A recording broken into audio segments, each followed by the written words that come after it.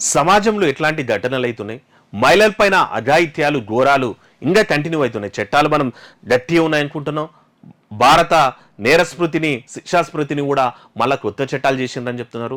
మహిళల మీద జరిగేటువంటి లైంగిక వేధింపులకు కఠిన శిక్షలు ఉంటాయని చెప్తున్నప్పటికీ కూడా ఈ శిక్షల మీద కనీస భయం లేకుండా పోతుందనే దానికి నిదర్శనం హైదరాబాద్లో జరిగినటువంటి ఓ సంఘటన. ఇక ఆ సంఘటన పైన స్నేహితురాలిపైన, మళ్ళీ ఎవరో తెలియనమ్మాయి కాదు, స్నేహితురాలిపైన ఇద్దరు కీచకులు లైంగిక వేధింపులు లేదంటే అత్యాచారం చేసినటువంటి ఘటన హైదరాబాద్లో జరిగింది. ఇది అయితే విస్తుపోయేటువంటిది. నగరం నడిబొడ్డున జరిగినటువంటి ఈ ఘటన. సో అమ్మాయికి సాఫ్ట్వేర్ జాబ్ వచ్చిందంట. ఆ సాఫ్ట్వేర్ జాబ్ వచ్చిందని ఫ్రెండ్ చెప్తే ఫ్రెండ్ అడిగిండంట దావత్ ఇయ్యవా అని. సరేలే ఫ్రెండే కదా అని చెప్పేసి అమ్మాయి దావత్ ఇద్దామని వచ్చిందంట. ఆ దావత్ ఇచ్చే క్రమంలో తాగినటువంటి ఆ బడుపలు ఓ రూము అదే హోటల్లో అదే బిల్డింగ్లో ఎక్కడైతే వాళ్ళు దావత్కి వెళ్ళినారో ఆ దాంట్లోనే ఓ రూమ్ కిరాయి తీసుకొని ఆ హోటల్లో తీసుకొని అమ్మాయిని తాపిన, మరి అమ్మాయి తాగిందా మరి మొత్తం మీద అమ్మాయిని రూమ్లోకి తీసుకెళ్ళి అమ్మాయి పైన రేప్ అయితే చేసిండ్రంట.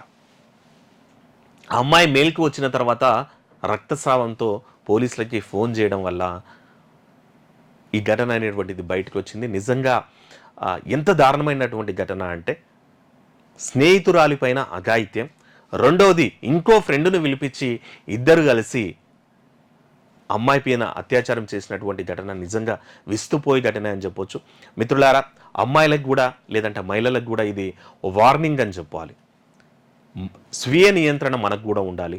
ఫ్రెండ్ చెప్పిండను లేదంటే మనకి ఎంత క్లోజ్ ఉన్నా సరే అమ్మాయిలు ఈ తాగడానికి దోస్తులెంపట తాగడానికి పోయేటటువంటి క్రమంలో జరిగేటువంటి ఘటనలకు మీరే బలైపోయేటువంటి పరిస్థితులు వస్తాయి.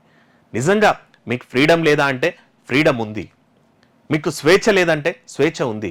కానీ ఇట్లాంటి ఘటనలు జరిగితే మీ జీవితమే బుగ్గిపాలవుతుంది. సరే వానికి శిక్ష రేపు పడుతుంది, వానికి శిక్ష పడవచ్చు, చట్టంలో ఉన్నటువంటి హయ్యెస్ట్ శిక్షలు వానికి పడవచ్చు.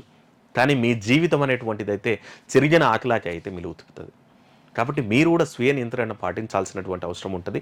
ఇట్లాంటి ఘటనల నుంచి మీరే ఏమంటారు, ఈ ఘటనలకు మీరే కారకులైన వాళ్ళు కూడా ఉంటారు. కాబట్టి చాలా జాగ్రత్తగా ఉండాల్సినటువంటి అవసరం ఉంటుంది. ఇక ఓ యువతి ఉద్యోగం వచ్చిన సంతోషంతో చిన్ననాటి స్నేహితుడికి హోటల్లో పార్టీ ఇచ్చింది.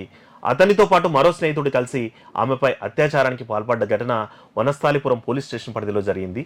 వనస్థాలిపురం పోలీసులు చెప్పినట్టు హైదరాబాద్కి చెందిన ఓ యువతి ఇటీవల ఇంజనీరింగ్ పూర్తి చేయగా ఓ సాఫ్ట్వేర్ సంస్థలో ఉద్యోగం వచ్చింది. ఈ విషయాన్ని హైదరాబాద్ లెక్చరర్స్ కాలనీకి చెందిన తన పాఠశాల మిత్రుడు ఎడ్ల గౌతమ్ రెడ్డితో పంచుకుంది. అతను పార్టీ ఇవ్వాలని కోరడంతో సోమవారం సాయంత్రం ఇద్దరు కలిసి వనస్థాలిపురం చింతలకుంట సమీపంలోని ఓ రెస్టారెంట్కి వెళ్ళిండ్రు. అక్కడ పై అంతస్తులోని బార్లో యువతికి బలవంతంగా మద్యం తాగించిండు. యువతి స్పృహ కోల్పోగానే గౌతమ్ రెడ్డి అదే రెస్టారెంట్లో ఓ గదిని అద్దె తీసుకొని ఆమెను తీసుకెళ్ళిండు. అనంతరం తన ఇద్దరికి స్నేహితుడ ఐత్నారికి చెందిన రియల్టర్ చింటూ అలియాస్ మునగాల శివాజీ రెడ్డిని పిలిచిండంట. ఇక రెస్టారెంట్కి పోయి మళ్ళీ బార్కు పోవడం, ఆ తర్వాత ఆమెకు ఫుల్గా దాపిచ్చి ఆమె స్పృహ తప్పిపోయిన తర్వాత ఆమెను రూమ్లోకి తీసుకెళ్ళి ఇంకో ఫ్రెండ్ను పిలిపించి ఇద్దరు కలిసి ఆమె మీద లైంగిక దాడికి పాల్పడినటువంటి ఘటన. ఆ యువతి మేల్తో వచ్చిన తర్వాత తీవ్ర రక్తస్రావంలో అరుపులతోటి హోటల్ వాళ్ళు పైకెళ్ళి చూస్తే ఈ ఘటన అయితే కనిపించింది. వాళ్ళు పోలీసులకి ఇన్ఫార్మ్ చేయడం వల్ల పోలీసులు వచ్చి ఈ ఘటనలో ఇద్దరినైతే ఇక గదిలో గౌతమ్ శివాజీలు ఉండడం చూసి భయంతో కేకలు వేశారు. దీంతో హోటల్ సిబ్బంది రావడంతో యువతులు ఇద్దరు పరారయ్యారు. అనంతరం పోలీసులు చేరుకొని బాధితురాలని ఆసుపత్రికి తరలించారు. యువతులపై అత్యాచారం, ఎస్సీ/ఎస్టీ వేధింపుల నిరోధక చట్టం కింద కేసులు నమోదు చేసిండ్రంట. ఇక గౌతమ్ను అదుపులోకి తీసుకున్న పోలీసులు శివాజీ కోసం గాలిస్తున్నారంట. ఇక నిజంగా ఇట్లాంటిది అనేటువంటిది సభ్య సమాజం సిగ్గుపడాల్సింది. దోస్తాన్ అనేటువంటి మాటకి ఇక విలువ తీసినటువంటి సంఘటన. రెండోది ఏంటంటే అమ్మాయిలు కూడా చాలా జాగ్రత్త ఉండాల్సిన అవసరం ఉంది.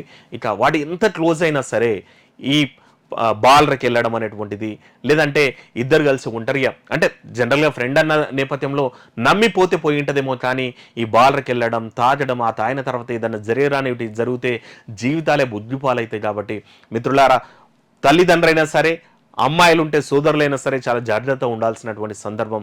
మన పిల్లలు ఏం చేస్తున్నారో అని పరిశీలించాల్సినటువంటి సంఘటనలు ఇవన్నీ జరిగినప్పుడు స్నేహం ముసుగులో ఆమె మీద కన్నేసి చేసినటువంటి ఈ ఘటన మరి నిజంగా ఆమె జీవితం అయితే బుగ్గిపాలయ్యేటువంటి సంఘటనలు ఉంటాయి. కాబట్టి అమ్మాయిలు మీరు కూడా స్వీయ నియంత్రణ పాటించాల్సినటువంటి అవసరం అయితే స్పష్టంగా ఉంది ఈ ఘటనలను చూస్తే.